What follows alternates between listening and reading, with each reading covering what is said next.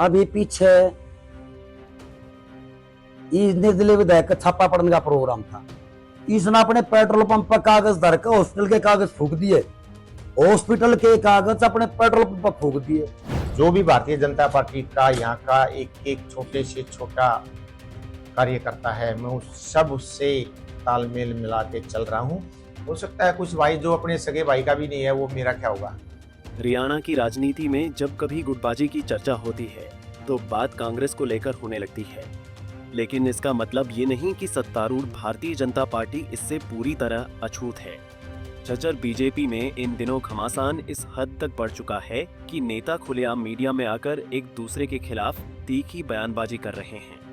भाजपा नेता दिनेश कौशिक और निर्दलीय विधायक राजेश जून आमने सामने हैं। कौशिक ने दावा किया था कि विधायक पर छापा पड़ने वाला था, जिसकी भनक लगते ही उसने सारे कागजात अपने पेट्रोल पंप पर जला दिए ताकि किसी को कुछ हाथ न लगे। भाजपा नेता के इस आरोप पर बहादुरगढ़ विधायक मीडिया के सामने आए और अपना पक्ष रखा। उन्होंने दिनेश कौशिक की ओर से लगाए गए आरोपों को बेबुनियाद करार देते हुए उन पर जोरदार हमला बोला। राजेश जून ने कहा कि जो अपने सगे भाई का नहीं हो सका, वो मेरा क्या होगा। मैं बीजेपी के सभी कार्यकर्ताओं के साथ मिलकर काम कर रहा हूँ। आप एक बात बताओ, अभी पीछे इस निर्दलीय विधायक का छापा पड़ने का प्रोग्राम था। इसने अपने पेट्रोल पंप पर कागज धर के हॉस्पिटल के कागज फूक दिए, हॉस्पिटल के कागज अपने पेट्रोल पंप पर फूक दिए और रिपोर्ट लिखवा दी कि अभी कागज फोड़ दिए। तो बताओ, आप लोगों ने भी सवाल किया था मेरे से, बोला भाई कागज फूक दिए, कागज फूक दिए। तो भाई आप लोगों को नहीं पता कागज क्यों फूक दिए? बहुत बड़ी बात है भाई साहब। ये किस चीज के कागज? वो सारे जो हॉस्टल में जो कुछ गलत काम कर रखे उनके कागज थे। आयुष्मान योजना में चाहे ईस्ट साइड डिस्पेंसरी में जो भी गलत काम कर रखे होंगे उसने फूके होंगे कागज। न तो कागज हॉस्टल के कागज और पेट्रोल पंप पे क्यों थे वे, और क्यों उन्होंने आग लगाई? वो तो कागज एक मैन होते हैं। और भाई साहब जो है कागज वो वर्बली कागज थे। ये जो काम करवा रखे हैं, जो लोगों के कहीं गलत काम कर रखा होगा तो वो ऑनलाइन भी मेट्रो कभी न कभी पकड़ा जाएगा। वो ऐसे भारतीय जनता पार्टी की सरकार है ये। इसमें समर्थन देकर कोई गलत काम करेगा तो उसको बख्शा नहीं जाएगा भाई साहब। ये सारे हरियाणा में गलत मैसेज जाएगा। विधायक आप लोगों की पार्टी में समर्थन तो है और पार्टी में भी आ जाएगा, जैसे टेक्निकल दिक्कत एरर खत्म हो गया पार्टी में अगर पार्टी में यो सारी पार्टी में अगर पार्टी ने सारी चलेगी, पार्टी ने खा जाएगा। बताओ फिर क्या करोगे आप? लाइव चला लिया भाई, वैसे मैं डरता नहीं बिल्कुल। सारी पार्टी का विनाश कर देगा वो, जिस हिसाब से समर्थन दे रहा है। इसकी एक एक बात ऐसी है भाई साहब, बहुत गलत कर रहा है ये। इसने पीछे मेरे बारे में क्या कही थी आपने पता है? पर हमने दोहराना, पर मैं जब भी गलत नहीं बोल रहा इसके बारे में। ठीक है, हमारा गांव का काम है, लेकिन इसको भाईचारे को साथ रख कर चलना चाहिए भाई साहब। ठीक है, हम एक गांव के हैं। ये जो सबको ऊपर नजायज प्रेशर बनाता है भाई, इस प्रेशर को जो है बिल्कुल सह नहीं जाएगा। मैं पिछली बार भी मैंने ये बताया था, क्यों मैं ग्रांट क्यों नहीं लेके आया कमेटी में मैं अभी जो मैंने बताया कि बराई फाटक से बराई रोड गली नंबर 20 विकास नगर की रोड का ग्रांट में लेके आया। सेक्टर 6, सेक्टर 2, सेक्टर 9 का 17 करोड़ 80 लाख रुपए ग्रांट में लेके आया सरकार से। ये 20 करोड़ रुपए की ग्रांट में लेके आया हूँ।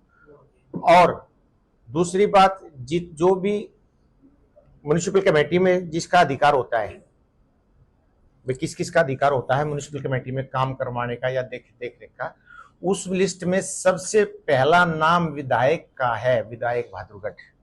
अब मैं विधायक बहादुरगढ़ होने के नाते मेरा फर्ज बनता है कि जो काम कल भी मेरे को हमारे जो इस डिपार्टमेंट के सीनियर ऑफिसर हैं, कल भी मेरे को कहा है, कल चंडीगढ़ में, कि विधायक जी बहादुरगढ़ में जो कुछ वीडियो बाजी में कुछ भी आप न्यूज़ में सुनते आ रहे हैं, कोई भाई टेंडर्स वगैरह लेट हो जाते हैं या फ्रीज हो जाते हैं या टाइम पे नहीं लग रहे हैं, आपसे रिक्वेस्ट है कि प्लीज़ आप बहादुरगढ़ की कमेटी को भी संभालें, टाइम पे लोगों के काम कराएं।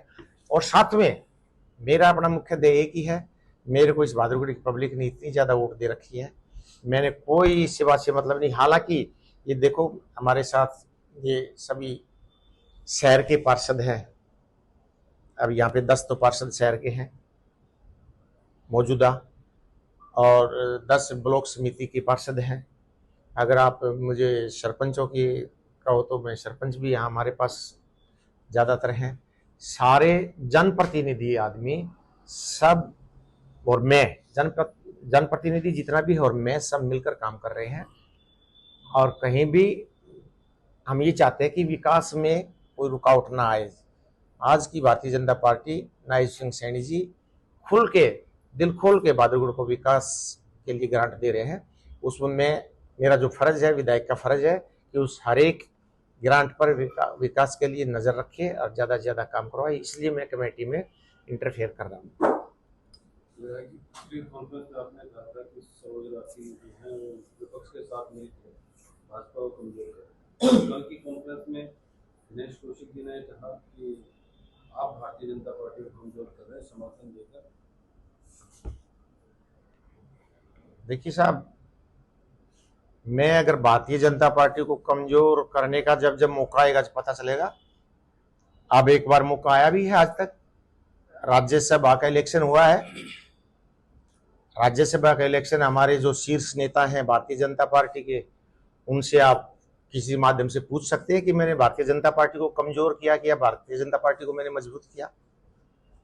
या आने वाले समय में जब भी बहादुरगढ़ में कोई इलेक्शन होगा, जब मैं दिखा दूंगा कि हम भारतीय जनता पार्टी को कितना मजबूत करने जा रहे हैं, चाहे वो कोई भी इलेक्शन हुआ, अगर लोगों की पसंद के ठीक प्रत्याशी को उतारा जाएगा तो जो पीछे भारतीय जनता पार्टी की वोट आई उससे 2 गुना 3 गुना वोट हम इकट्ठा कर देंगे। हम भारतीय जनता पार्टी के में जो भी भारतीय जनता पार्टी का यहाँ का एक छोटे से छोटा कार्यकर्ता है, मैं उस सब उससे तालमेल मिला के चल रहा हूँ।